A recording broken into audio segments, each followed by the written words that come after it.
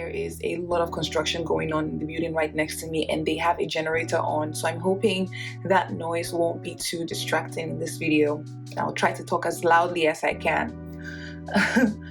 I'm packing, preparing to go home for the holidays, and by home I mean Nigeria, because I'm currently in the US and I haven't been back home in about 6.5 years. Last time I went home was the summer of 2016. So I'm very excited to be going back home. I'm very excited to be visiting, and I'll be there most of December.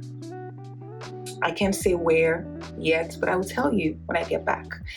So far, packing on this trip, I don't know how I did it, but it has been seamless. It has been easy. I made a list in October when I finally confirmed that I was going to be traveling.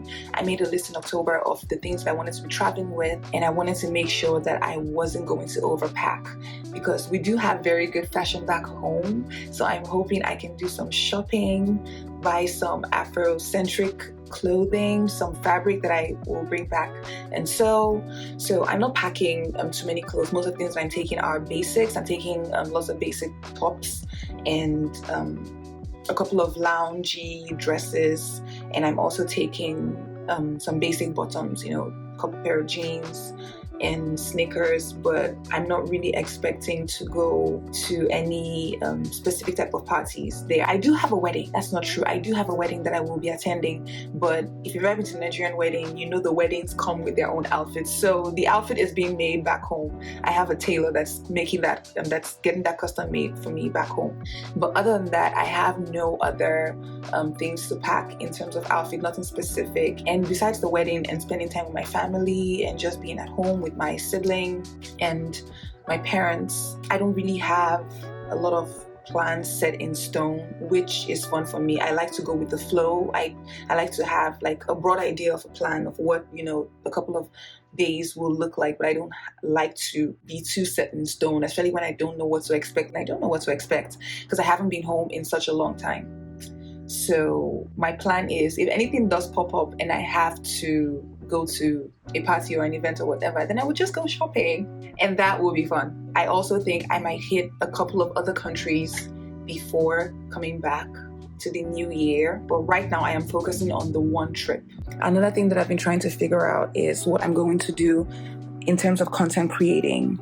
I want to film vlogs when I'm there, when I'm back home, but I don't want my entire trip to be filled with, me trying to create content. I really do want to relax. I'm taking a lot of time off work, and I intend to use it responsibly to actually get some rest and prepare for the new year. I had one old Canon camera that I had been using for years that I sold a couple of weeks ago because it just wasn't working anymore. I was using my phone a lot more, which is what I'll be doing, I think, for most of the trip, is using my phone. I'll be filming a lot on my phone like I'm doing right now. It really works. But I also just got a camcorder that is so cute.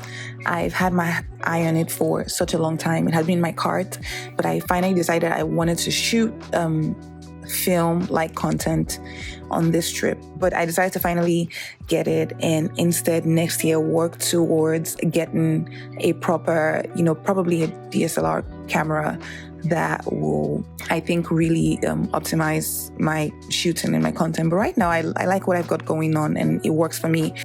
I also got a new mic that I haven't opened. It literally just came in, still in the pack.